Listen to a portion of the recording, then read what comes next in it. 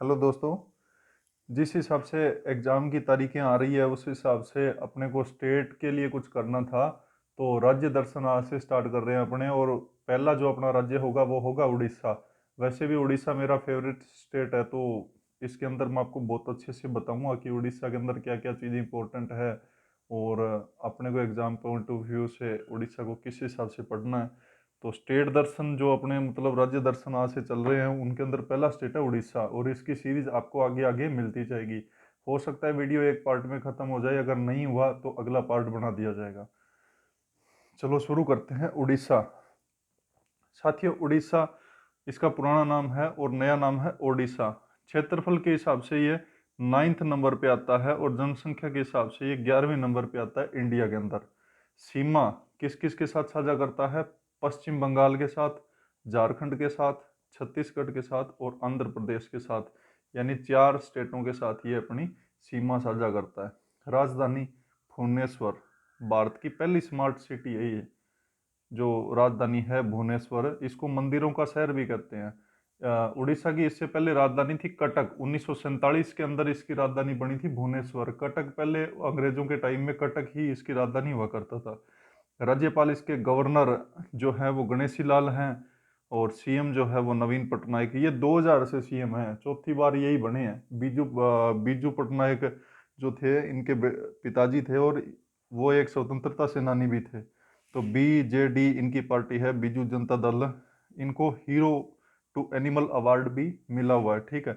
बीजू पटनायक अंतर्राष्ट्रीय हवाई अड्डा जो कि उड़ीसा का एक ही एयरपोर्ट है जो इंटरनेशनल उड़ानें भरता है, और वो है बीजू पटनायक अंतर्राष्ट्रीय हवाई अड्डा। वैसे एक बाराबाती हवाई अड्डा और है यहाँ। तो इस एयरपोर्ट का बीजू पटनायक अंतर्राष्ट्रीय हवाई अड्डे का कोड है BBI। ठीक है।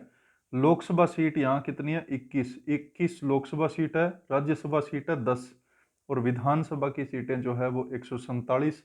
टोटल जिलों की संख्या है 30। उड़ीसा 1936 में ये बिहार से सेपरेट हुआ था और 1 अप्रैल को सेपरेट हुआ, इस कारण से 1 अप्रैल को उत्कल दिवस मनाया जाता है। ठीक है। अब देखिए राज्य पक्षी। राज्य पक्षी है इंडियन रोलर और राज्य पशु है सांबर। ठीक है। राज्य पेड़ गूलर। वैसे उड़ीसा के अंदर साल के पेड़ सबसे ज्यादा पाए जाते हैं, साल के पेड़। ठीक है। अब कोणार्क का सूर्य मंदिर जिसको ब्लैक पगोडा कहते हैं वो उड़ीसा के अंदर अंदर है। गंगवंश का एक शासन था नरसिंह देव वर्मन फर्स्ट, इसने इसको बनाया था। और ये 100% सौर ऊर्जा से संचालित होने वाला देश का पहला मंदिर है। ठीक है। चिल्का झील उड़ीसा के अंदर ही है। चिल्का झील जो भारत की सबसे बड़ी खारे पानी की झील है। नलबाना पक्षी अभ्यारण्य भी यही है। ठीक है। और पहली रामसर साइट, रामसर साइट क्या होती है? ईरान के अंदर 1971 में एक समिट हुई थी, उसमें जितने भी वेटलैंड एरिया जो हैं उनको संरक्षण करने के लिए रामसर साइट के रूप में डिक्लेयर करने की घोषणा की गई थी। भारत में वर्तमान में 42 रामसर साइट है, जिनमें से सबसे पहली जो साइट थी वो चिल्का झील थी। अब देखिए बाराबाती स्टेडियम, बाराबाती स्टेडियम जो कि कटक उड़ीसा के अंदर है। कटक उड़ीसा की पुरानी राजधानी है। बिरसा मुंडा स्टेडियम राउरकेला, राउरकेला के अंदर है बिरसा मुंडा स्टेडियम। हीराकुंड एक और है बिरसा मुंडा एयरपोर्ट, जो मैंने आपको पहले वीडियो में बताया था जब बिरसा मुंडा के बारे में मैंने वीडियो बनाई थी। बिरसा मुंडा जो स्टेडियम है वो राउरकेला उड़ीसा के अंदर है और बिरसा मुंडा एयरपोर्ट जो है वो झारखंड के अंदर है। हीराकुंड डैम जो है वो संबलपुर डिस्ट्रिक्ट के अंदर उड़ीसा में है, महानदी पे बना हुआ है। ठीक है। अब देखिए केंद्रीय चावल अनुसंधान केंद्र, ये भी कटक उड़ीसा के अंदर है। साथियों अंतर्राष्ट्रीय चावल अनुसंधान जो है वो फिलीपींस में है, उसकी राजधानी मनीला शहर के अंदर स्थित है। यानी कि अंतर्राष्ट्रीय चावल अनुसंधान केंद्र जो है वो फिलीपीन मनीला के अंदर है। और केंद्रीय चावल अनुसंधान क्षेत्र जो है वो कटक उड़ीसा के अंदर है। और सबसे ज्यादा चावल जो है वो यूपी में होता है और बिहार और यूपी में ही ये खाया जाता है। पूसा चावल की एक किस्म है। अब देखिए शांति स्तूप, वाहिट पगोड़ा कहते हैं इसको, भुवनेश्वर में बना हुआ है। ये भगवान बुद्ध को समर्पित है और अपनों ने भगवान बुद्ध के ऊपर भी डिटेल से वीडियो बना रखी है। अगर आप देखना चाहो तो इस चैनल के डिस्क्रिप्शन में या मतलब इस चैनल की लिस्ट में आप जाके देख सकते हो। सबसे इंपॉर्टेंट क्वेश्चन जो है वो है चंद्राणी मुर्मू, ये सांसद है। क्योंझर सीट, क्योंझर एक डिस्ट्रिक्ट है उड़ीसा का, वहां की सीट से ये एमपी है और ये भारत की सबसे युवा सांसद है। और ये क्वेश्चन जो है वो राजस्थान पुलिस के एग्जाम में भी पूछा गया था। चंद्राणी मुर्मू ये सबसे युवा सांसद है और उड़ीसा की क्योंझर सीट से चुन करके आई है। देखिए, मेंबर ऑफ पार्लियामेंट दो तरीके से आते हैं, एक तो राज्यसभा और एक लोकसभा से। लोकसभा से अपने इनको चुन करके भेजते हैं और ये 2026 तक जनसंख्या के हिसाब से इनकी सीटें फिक्स है। जैसे राजस्थान के अंदर लोकसभा की 25 सीटें हैं, उस हिसाब से यहाँ की सीटें भी फिक्स होती है। तो ये क्योंझर सीट से चुन करके आते हैं और ये लगभग लोकसभा की सीट जो है वो जिलों के आसपास रहती है। जैसे कि मैं आपको बताऊं, लोकसभा में यहाँ 21 सीटें हैं और जिले हैं 30। लेकिन यूपी के अंदर देखो 75 डिस्ट्रिक्ट हैं और लोकसभा की सीटें हैं 80। राजस्थान के अंदर 33 जिले हैं और सीटें हैं लोकसभा की 25। अब देखो कि राजस्थान के अंदर 33 जिले हैं और लोकसभा की 25 ही सीटें कैसे हैं। तो 25 सीटों का, चलो एक बात बताता हूँ मैं आपको, रफ पेज लेते हैं कोई। मान लो कि ये कोई सांसद है ए और ये कोई सांसद है बी, इसको भी एक डिस्ट्रिक्ट का एमपी बनाया गया है और इसको भी एक डिस्ट्रिक्ट का एमपी बनाया गया है।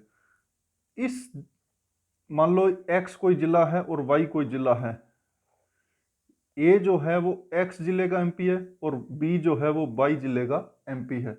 अब एक्स जिले के अंदर 10 लाख जनसंख्या है और इसके अंदर है मान लो 50 लाख, ठीक है।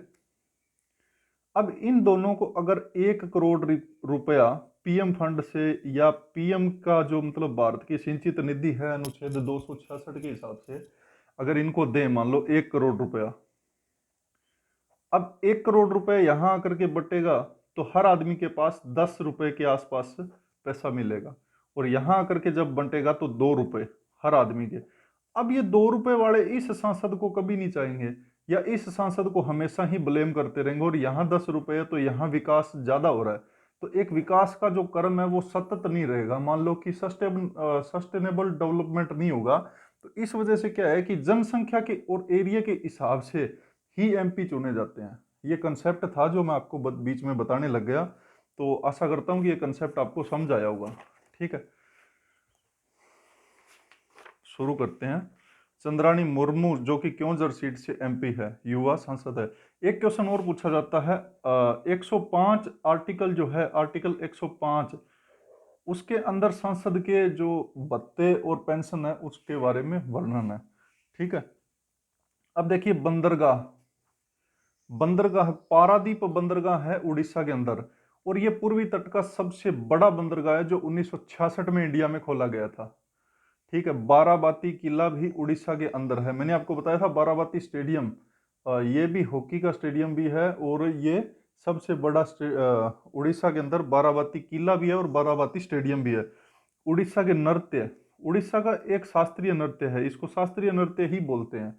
और दूसरा यहाँ का घूमरा नृत्य याद रखना, वैसे घूमर राजस्थान का है लेकिन आप घूमरा उड़ीसा का याद रखना, ये उड़ीसा के कालाहांडी जिले में किया जाता है।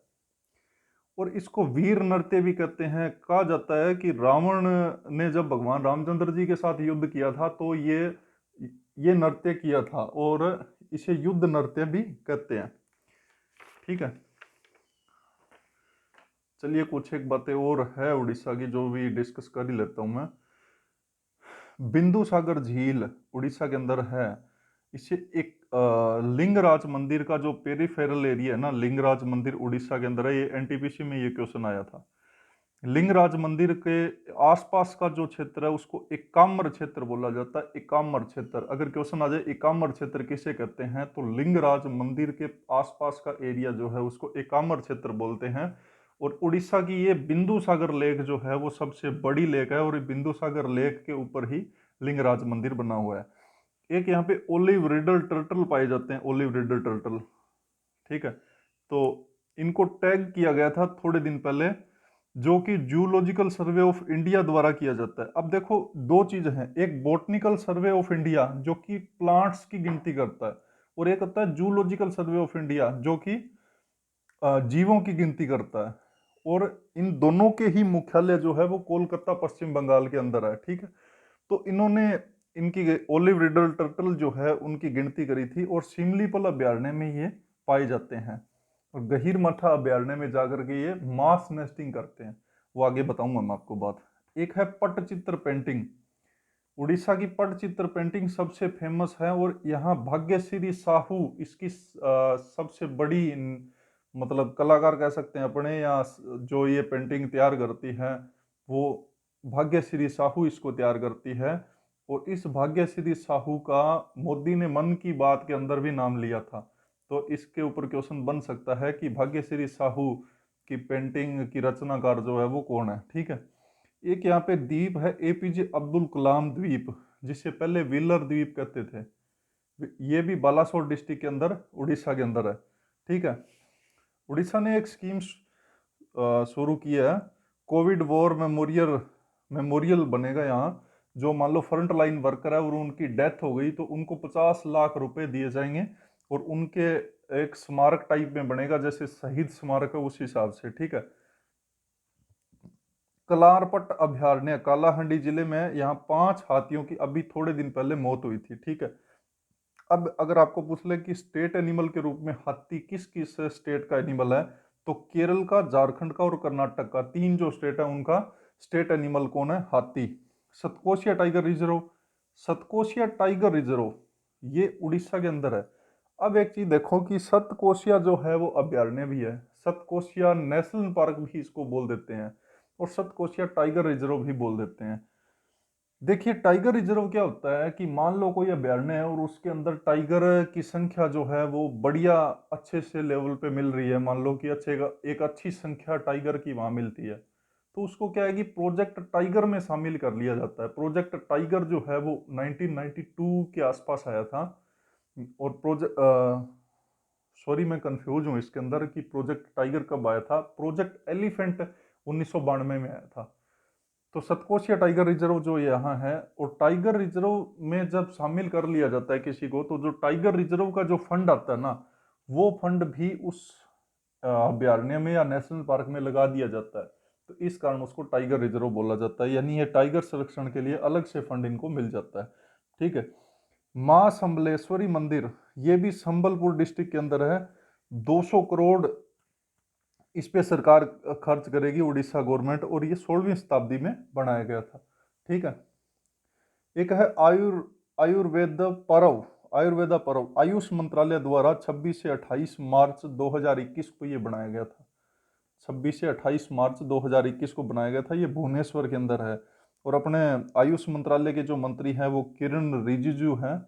इससे पहले थे श्रीपद येसो नाइक, जिनका एक्सीडेंट हो गया तो इन्होंने ये पद छोड़ दिया। वर्तमान में इसके मंत्री है किरण रिजिजू।